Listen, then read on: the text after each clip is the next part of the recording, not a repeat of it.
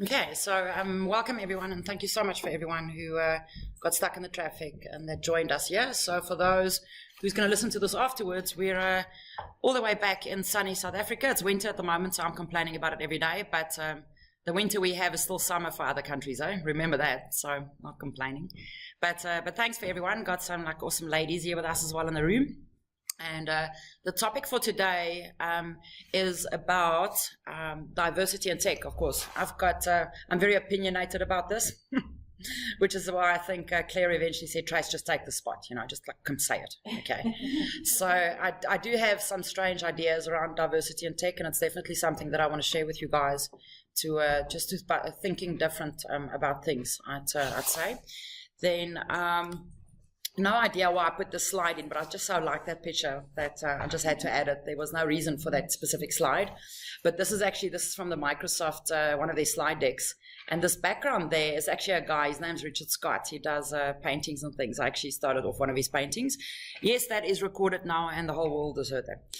Thanks, Richard Scott. Love your stuff. Okay, so if I look at diversity, there's a couple of things that I want to cover in this session. And I just want to go through what diversity means to me, and then, of course, if you have some feedback or ideas as well, I'd love to hear it.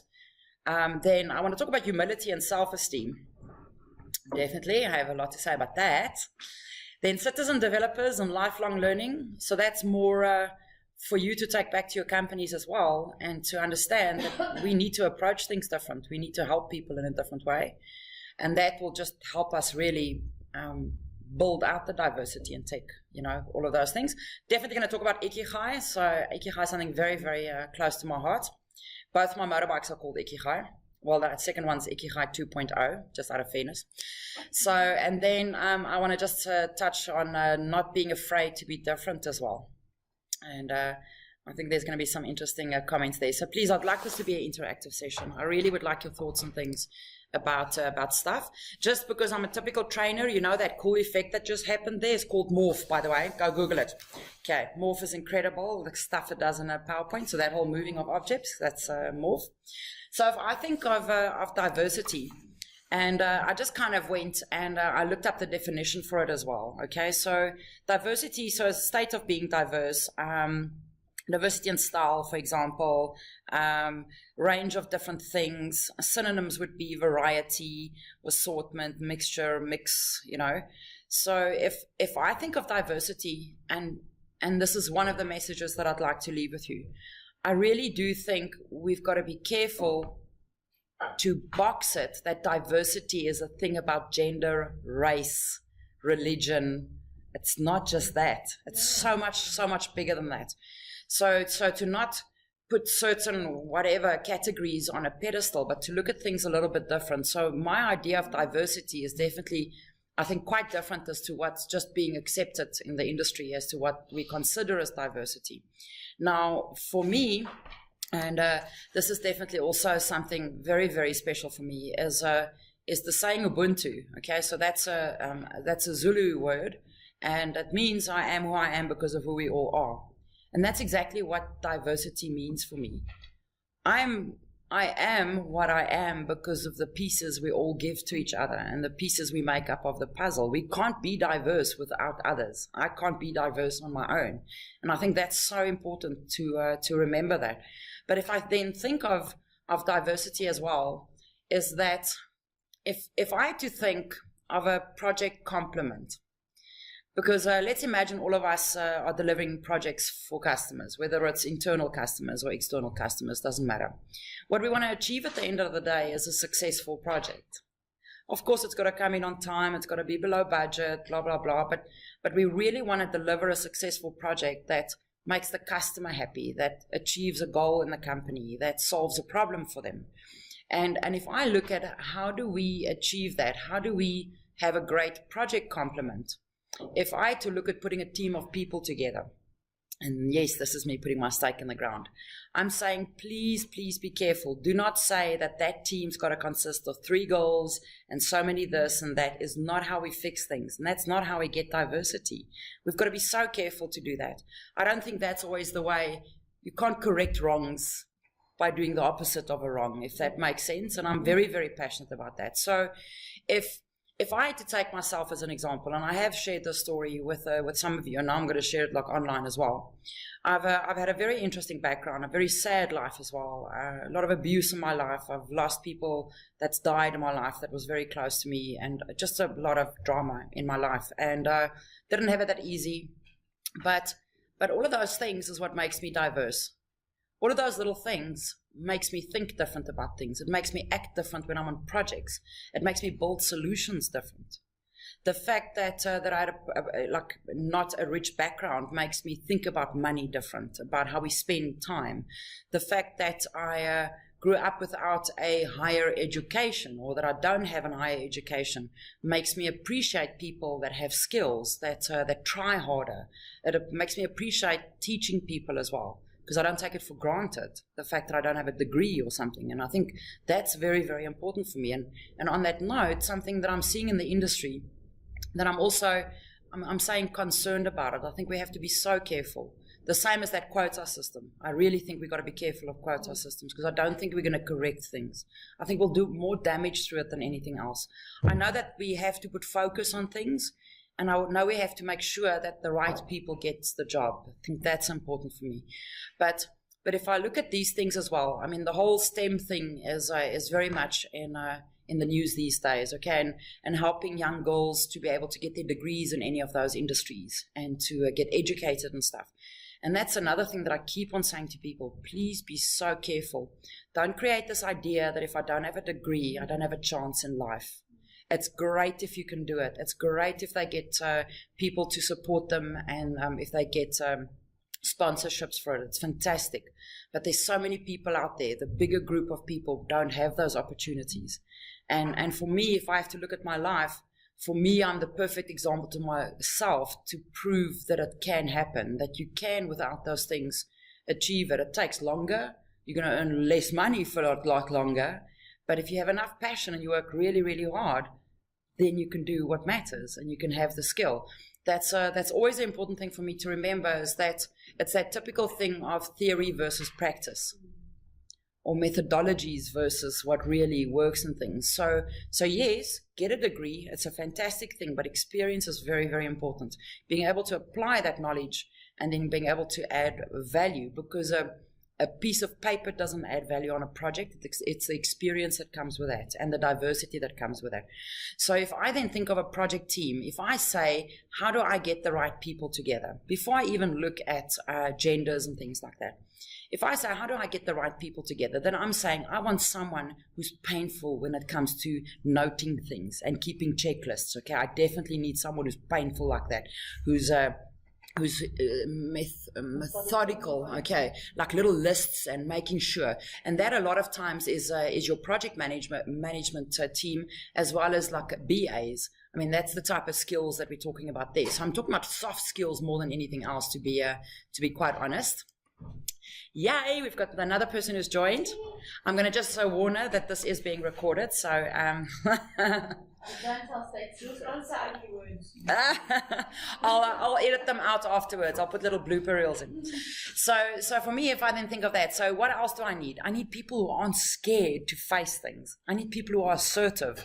I need someone who will wing something until it comes through, okay? Who believes in something that doesn't exist yet. So I need people who are assertive as well. People who take chances. People who believes in the unknown.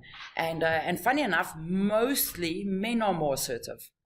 That's something that I don't always pick up in ladies, is men tend to be more assertive. And I think it's a soft skill that we need to learn more, because then we can step up and take our seats where we belong. I mean, that's something that's important for me. So being assertive, you have to sometimes take chances as well, especially in technology. Projects aren't pretty perfectly packed out little puzzles, okay? You got to wing stuff all the way. You got to figure things out, especially with how technology is changing these days as well. I mean, I had it yesterday again, where you'll log into SharePoint and say, okay, so if you click on the top left, well, it's not there anymore. Let me just quickly see where that is now. because things change every single day. So if you're someone who sticks to a little box like this and you got to know everything before it happens, then you're going to struggle in a project environment, whether you're a guy or a girl, or it doesn't matter, or young or old, it doesn't matter. It's a soft skill that I feel that we need to have. So being assertive, and that's self-esteem, okay? That comes to my self-esteem topic, but definitely being more assertive. We have to trust our judgment a bit more. We have to give ourselves gaps of learning and being creative, where, as I said, I think the girls tend to be a little bit more reserved. We stand back. We want everything to perfectly understand things before we just take those jumps or take those chances. So that's for me then. If I have to look at a team, regardless of who they are, there's specific attributes that I want on that team, specific skills that I want on those teams. So again, if I want to go back and I want to fix a problem that I see in the industry. So let's say there is a problem that less girls are moving into specific industries, okay, or not the right women are getting jobs or something. Then I'm saying, yes, it's good to put focus on it, but we need to take a step back and invest in soft skills for everyone. There's a lot of people out there that doesn't necessarily have the soft skills to help them pull through stuff that happens daily. And I really want Microsoft to put more focus on it, and I want companies to put more focus on it. We need to start seriously investing in soft skills in companies. Just like a lot of companies would say, hey guys, your certs is important. We want everyone to get their certifications.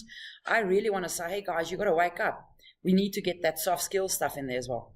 I always think of companies. I mean, I don't understand this. When you get to a management level, like a senior management level, then they send you away for a weekend to some, camp in the Bosveld, okay? And that's nearly jungle for those people who's not from South Africa. So then they go there and they do root cause analysis and troubleshooting and communication skills. And I'm like, it's too late. That's like too late, people. We need to start investing those things right from the first day with juniors and people that start in the company, so that by the time they are managers, they have all those old soft skills already and they can apply that knowledge. So for me, soft skills very, very important. That's those little attributes. That's those cool little things that we all bring to the party. Years ago, I did a BA course, more to prove the fact that we don't need all those documents. That's why I did it. So, and I remember on the first day, they made us do a personality test. So I wasn't there to do, I wasn't worried about the BA side of it. I wanted to be able to defend myself better on projects when people told me I need these 47 documents. And I'm like, no, you don't, or something, right? So that's why I went and did a year diploma for BA, okay? But the first day they did this personality test, and believe me, we were 40 people in the room.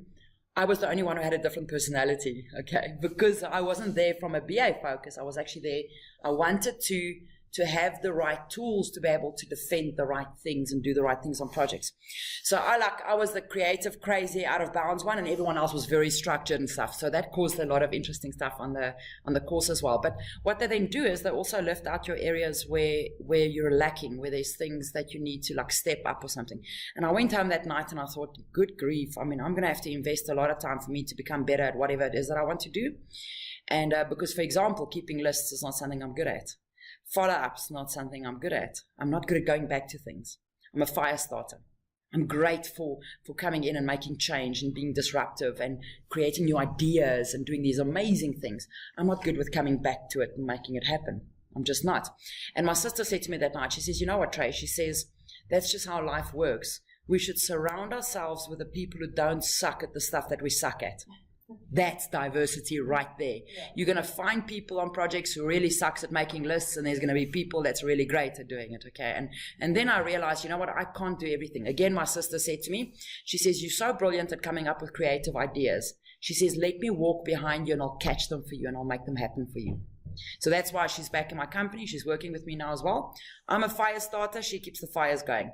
That's how we do it, okay? So surround yourself with the people that are great at the stuff that you're not great at, so that you can stay great at the stuff that you're good at. Because if you try and be great at too many things, you're going to compromise. Somewhere, something's got to go. You just can't be brilliant at a lot of things. So rather stay great at the stuff that you're really great at and get other people to complement the areas that you're not good at. So for me, that kind of describes what Ubuntu is, the fact that I am who I am because of who we all are. Every little piece that we bring to it, and I'm just using a project as an example, but that's a perfect example, I think, in this world. Lots of different personalities on projects, stresses, timelines, flares up, tempers and things. I mean, that's just the temperaments come out always in these things. And we see flaws and we see things like that. But I think we must just have empathy towards it and see where we can help people that are struggling on those things, because we all have something to bring to the party. Again, as I said, my life, the sadnesses that I've had in my life has added to what I can do in projects now. The crazy things I've done in my life add to that diversity that I bring to a project. So if I had to be picked for a project and someone had to ask me, Trace, what is the diversity you bring to it? I think the first thing most people would say, okay, so she's women in IT. That's a checkbox. It's not. You know what the diversity is that I bring to a project team? I'm a crazy biker chick who can build kitchens, who does training, who builds solutions, who's had a driving school, who was a bookkeeper years ago. That's the diversity that I bring to the table, and that makes me make different decisions. So very, very passionate about that. The next thing that I do want to talk about is humility and self-esteem. I saw an incredible article shared on LinkedIn, and I'm actually going to show it to you. This article, what an incredible article. So it's by a group of people called the Corporate Rebels, and they did this, how real leaders melt the iceberg of ignorance with humility. Such an incredible article. So what they say is that if we, from a management perspective, get more involved on the first line sections, we'll have more empathy for those things. In companies, everything has gotten so separated from each other that people don't have perspective anymore of what it means to do a certain job. I've always, and it might not be the same, but it makes me think of it. I've always said that the intranets that we are building are failing because we're building it for the people who are paying for it, not for the people who are using it, because it's two different people. So for me, for us to build that, bring that back, we need to have that, and they call it cross mentorship as well. Hey, so that's quite a big thing in the industry these days. I think it's reverse mentoring. There we go. That's it. So reverse mentoring is also a great idea of how you bring juniors and seniors together so that it rubs off, because we all have something we can learn from each other. So the humility was definitely an amazing thing for me. I don't see that a lot in the big companies. I just don't, people.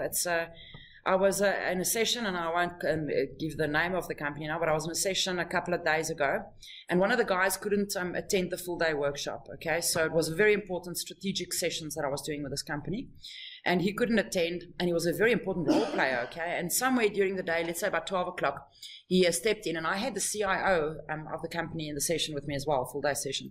And at some point of the day, the guy stepped in and said, listen, guys, I'm so sorry. I really just have these crises that I'm dealing with and stuff. He says, I've got about half an hour now. And I said, please just join us, whatever you can join us with. And you know what the CIO said to him?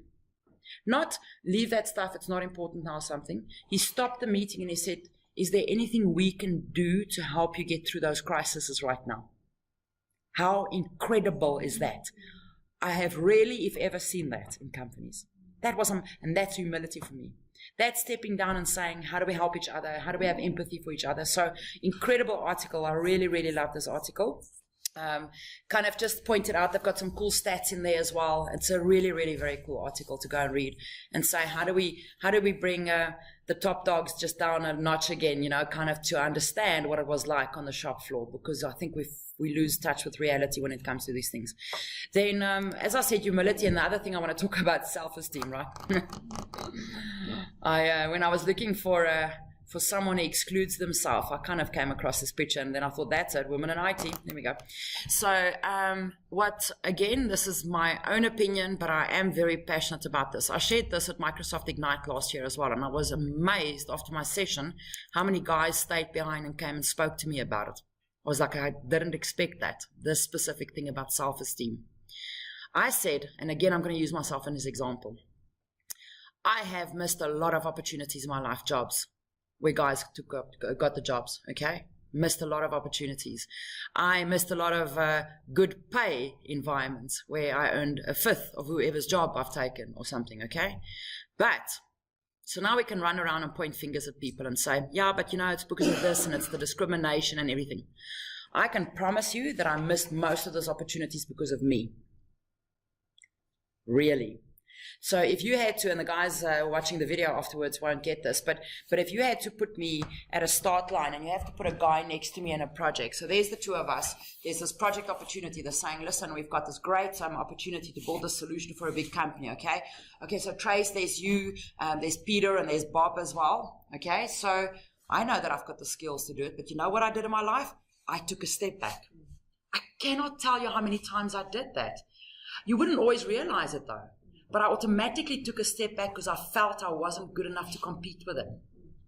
Oh, and then it's so easy to turn around and say, so Peter got the job, that's just another guy getting the job. And I'm like, but you know what? I caused it because I didn't believe in myself, because I wasn't assertive enough. Remember I said that that's a soft skill that I really, really think that we need to invest in. We're not assertive enough and we don't believe in ourselves. So we're actually enabling discrimination, and we're the worst part of it. So that's...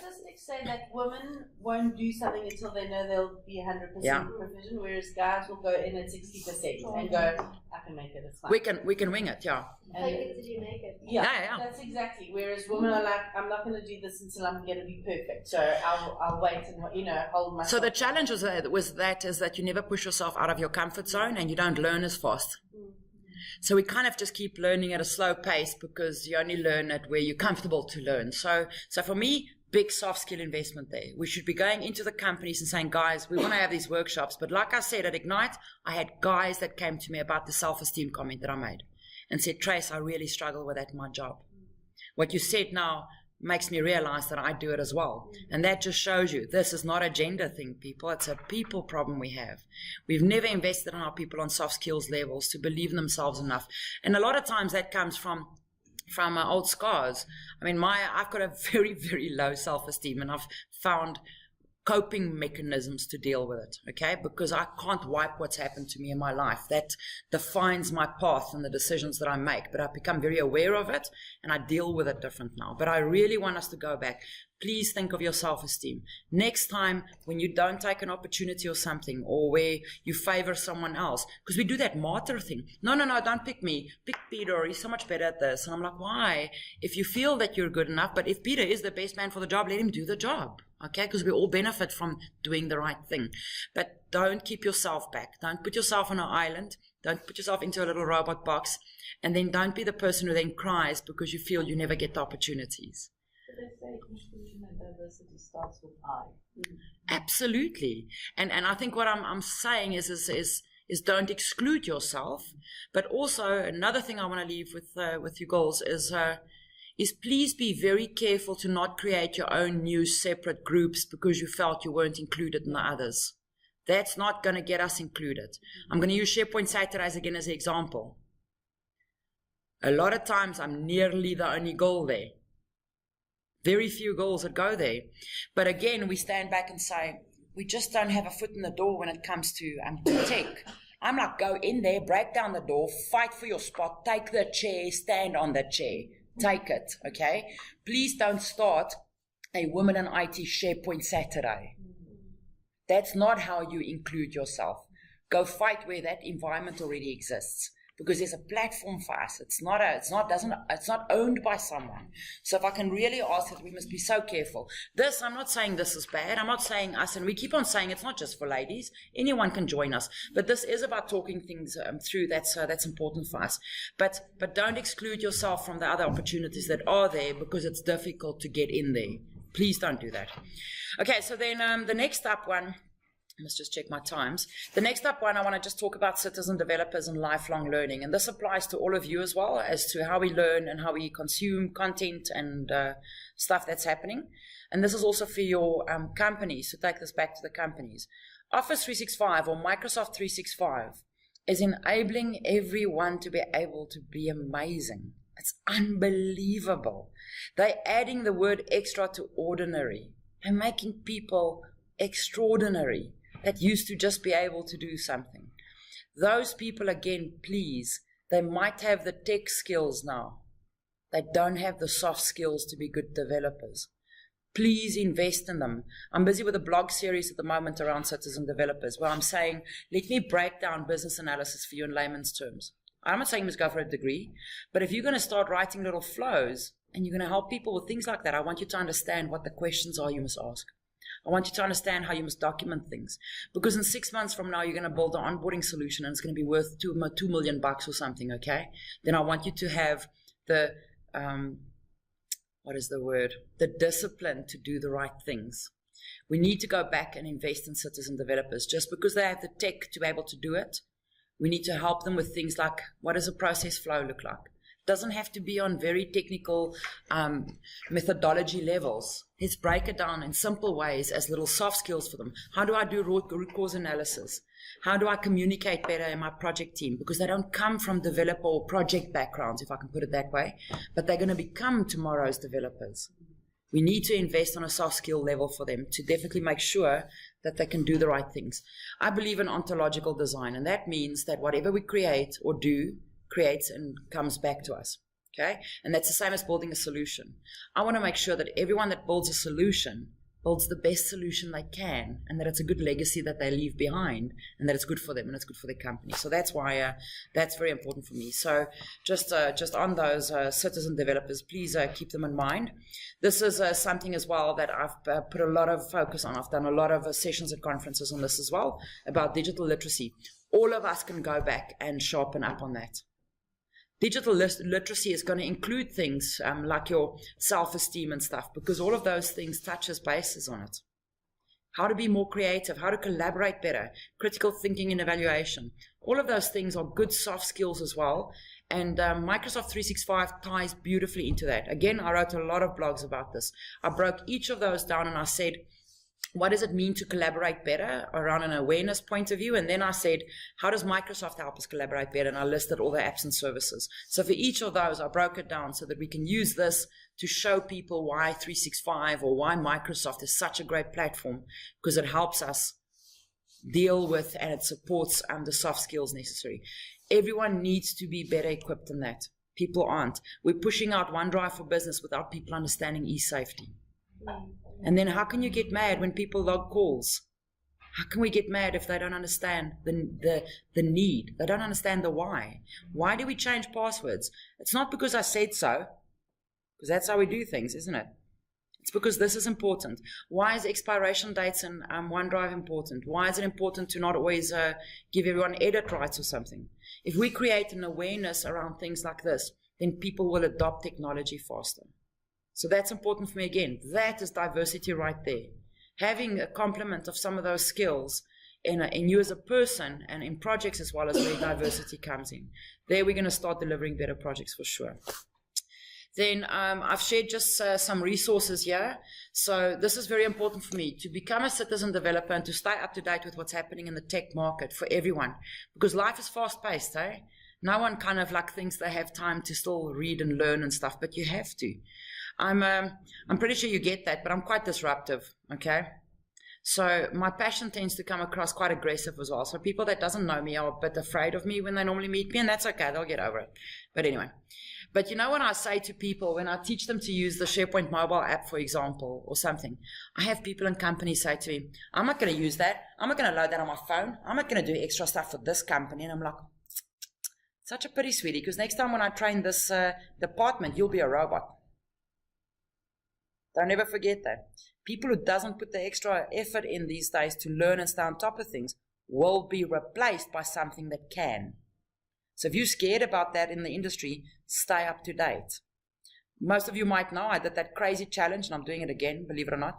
So 29th of Feb 2016, I vowed to write a blog every single day about Office 365, and I did. I wrote 365 blogs. I learned every day. It was unbelievable. Unbelievable. I took like 2 or 3 weeks off, and then Microsoft launched Microsoft 365, and I was like, I'm going to have to do this again. So I'm on day 272 today. I've written over 700 blogs about Microsoft. It's unbelievable because it forces me to learn every day.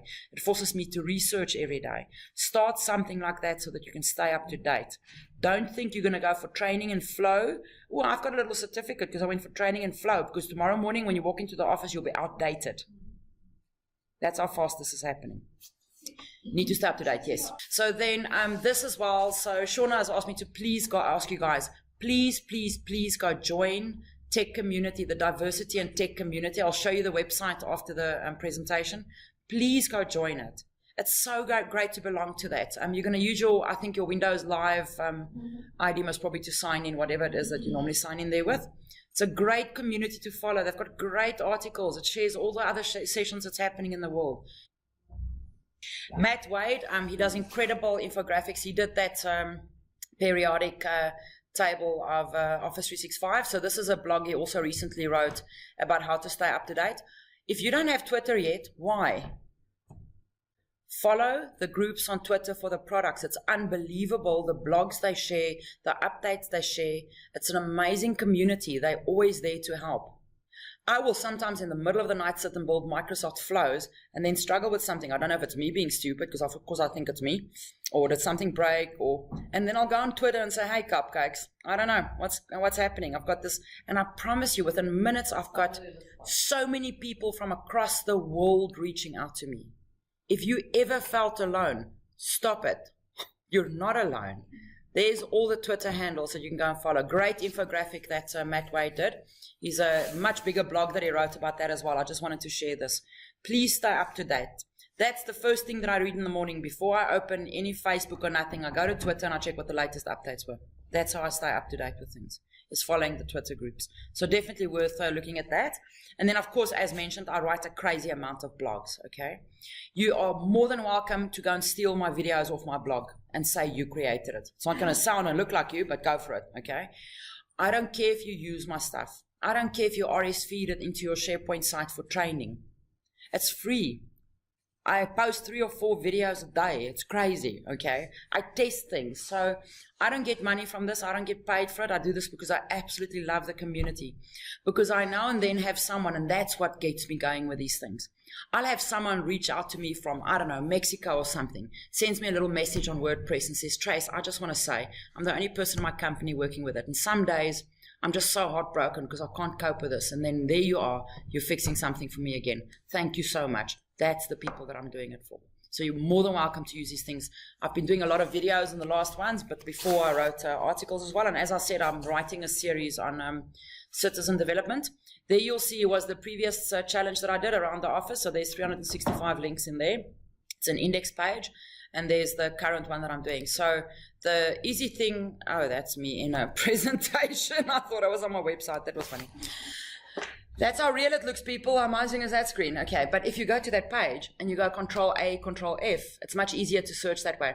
If you then search for flow, you'll see a list of all the flow blogs that I've written or something. So more than welcome to use that. I don't care if you say it's yours. I don't care if you copy and paste it and say you wrote it. You're more than welcome to do that. I'll give you the permission. Then Ikigai. I meet a lot of people that says to me, Trace, you're so fortunate. I mean, you're just doing such an incredible lacquer job. You travel across the world. You speak at conferences, blah, blah, blah. And I'm like, yeah, that's not lucky. I don't believe in luck, okay? I don't believe in luck in that thing. And but I do believe in passion and everything that follows passion. And sometimes you've got to work really, really hard before things start following that passion. It doesn't happen overnight. I've been in not this specific industry, but I've been working for 28 years. And believe me, I didn't get it right in the first year or two. It took me most probably about 20 years before I really got it right. And I worked really, really hard, didn't earn a lot of good money, didn't always have the best jobs. But whatever job I had, I saw the good in it. I made it work. I've made myself happy in my work. That's also another thing. Every person has the ability and the right to be happy in what they do. You might not have the best job. Make it the best job because you can. Happiness comes from the inside. It's got nothing to do. I think the external influences is like 10% or something of your happiness, some crazy thing, okay? Everything comes from how you see things. Years and years and years ago, it was actually in March. So March 8 years ago, my fiance passed away, okay, in a motorbike accident. So that was very, very tough in my life. And I, at that point in my life, just gave up. I just said, how does bad things keep on happening to me, okay? And it would have been so easy for me to just go sit in a little corner and like end it, okay? It just would have been so easy. For a survival mechanism, I taught myself to only see positive things. It sounds a bit crazy and everyone thinks I'm kind of on LSD or something. I don't know. But it's my survival mechanism is that when anything bad happens to me, because I know I can't cope with any more sadness in my life, I just can't do it. So I just refuse to look at it. I'm like, can't change it, but I'm not going to give it any attention. So whenever anything bad happens to me, silly example, motorbike accident. I've had a couple, okay? I will immediately, before my brain starts thinking, why me, why this, blah, I could have been dead, I will immediately look at the positive thing and say, whee, I walked away from this one. I only broke 3 ribs, okay? Could have been so much worse. Could have been blinded. Or maybe I had to be in an accident there to slow the traffic down because someone would have died further in another accident. That's how my brain works. Whether it's true or not, it doesn't matter. It's called reprogramming your brain. It's gotten so bad that I honestly don't see bad things anymore. I'll go to a rubbish dump and not see the rubbish. I'll see the little broken vase with a flower in it. It's just the way my brain works. And I wish everyone would just realize that if you really practice hard at it and you make a focused point of it. We spoke about it at some point. Was it the neuro-linguistic program? Yeah, but we also spoke about the virtual giving thanks, what do they call it? Gratitude. Yeah, there we go. So I started doing it by going and every day taking a photo and putting it on Instagram of something that I really like to bring my attention to this. So everything could be horrible, but I would go and take just a photo of that then, and I would so focus on that I wouldn't see the rest anymore.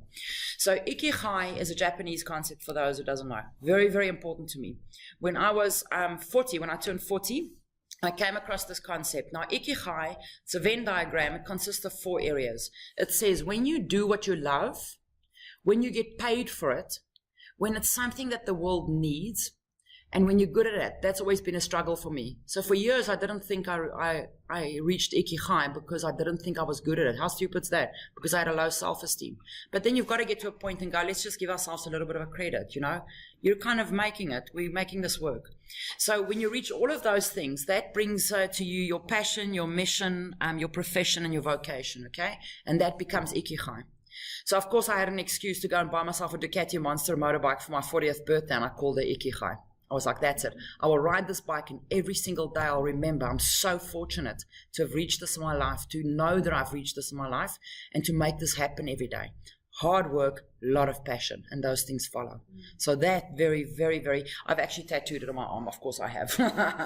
Okay, so Ikigai, extremely important to me, but this is not out of reach for everyone. It's not that just some people are special and they get it.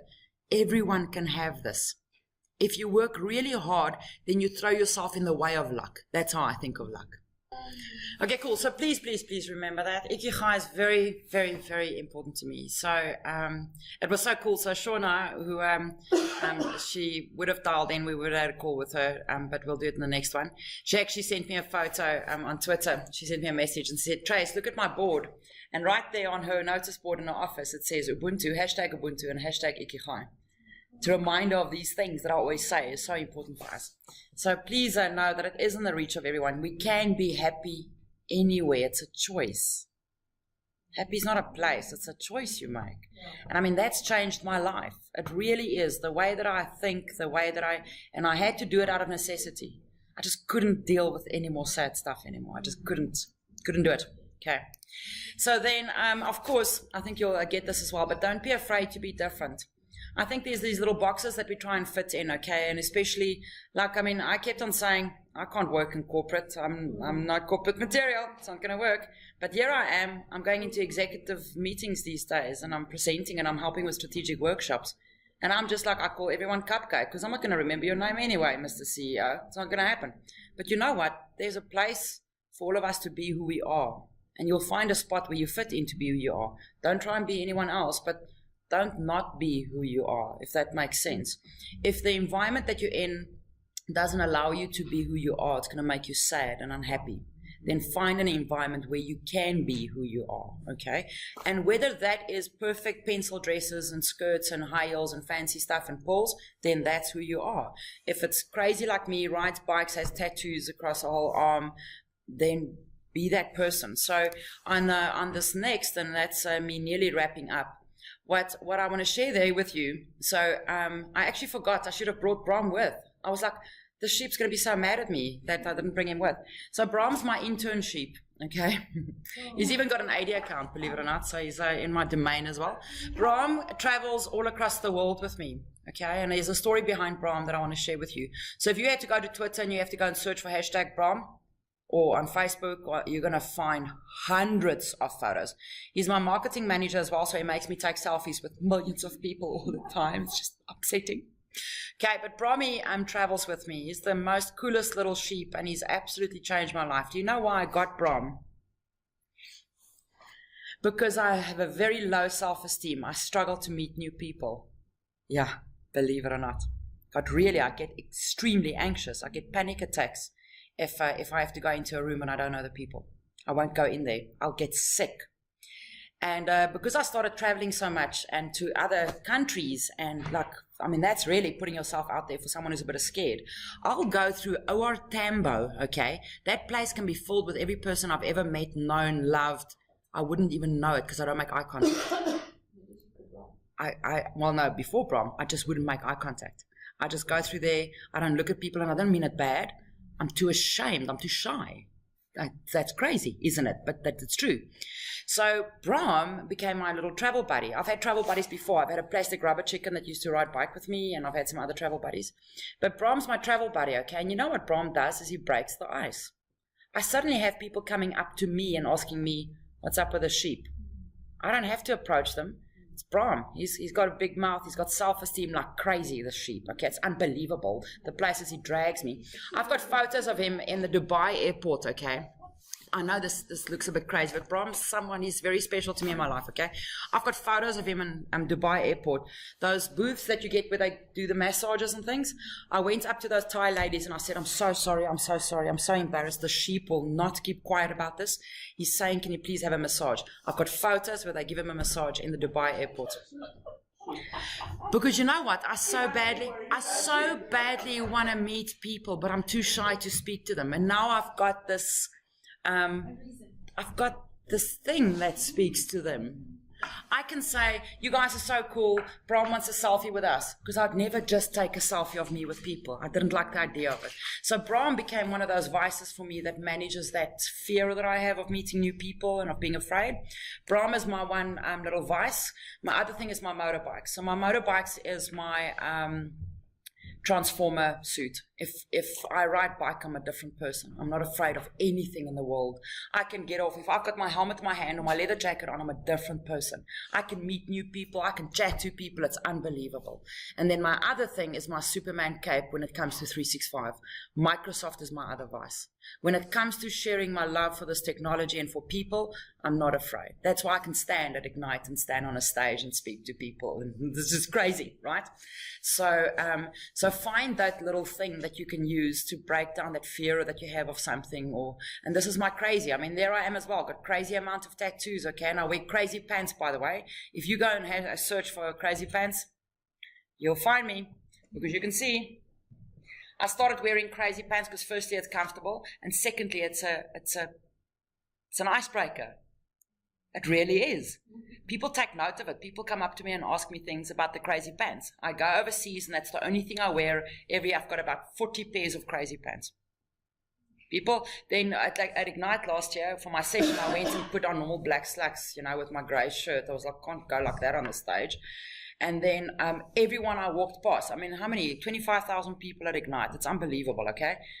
Everyone that walked past me, I didn't even know them, would go, what's this? Where's your crazy pants? That's how quickly.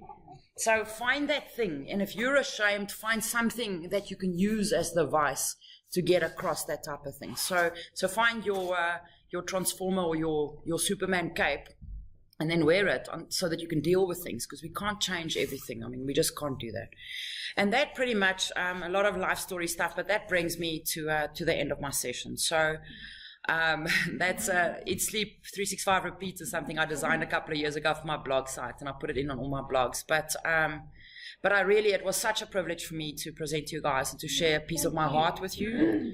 And things that are really, really important for me. I want you to think different about some things, because we get so stuck in working in businesses that we can't work on businesses and we can't work on ourselves. So maybe if I can just change the way that you think about things, and you can go out and change the way other people think about things, then I have ikigai, don't I?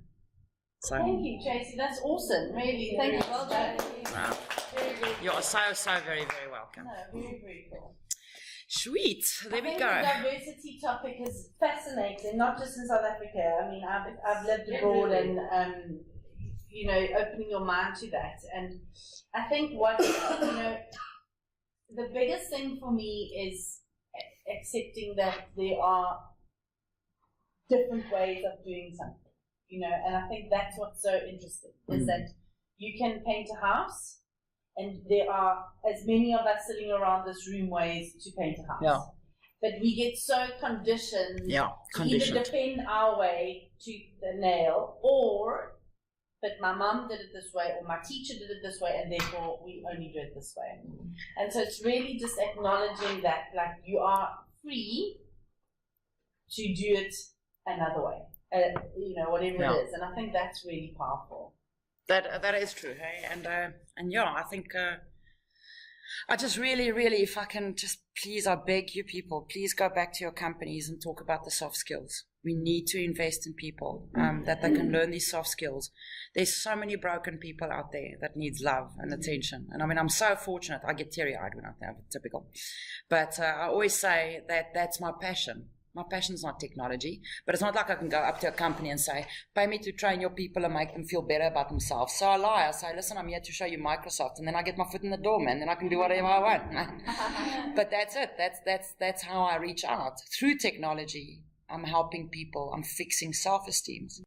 To wrap up my presentation, I'd like to introduce you to a lady called Louise that I met in Mainz recently at the CoLab Summit.